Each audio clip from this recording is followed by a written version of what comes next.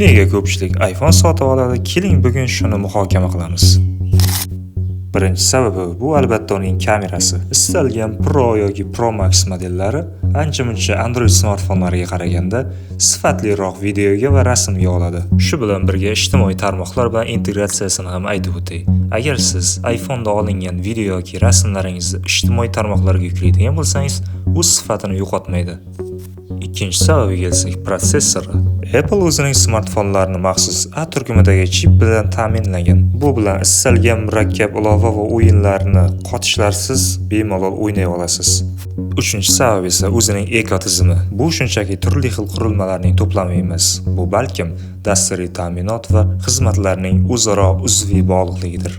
To'rtinchi sabab esa status. Odatda bunga smartfon sifatida emas, balkim eskirmaydigan, urfdan qolmaydigan va hashamatning ramzi sifatida qarashadi.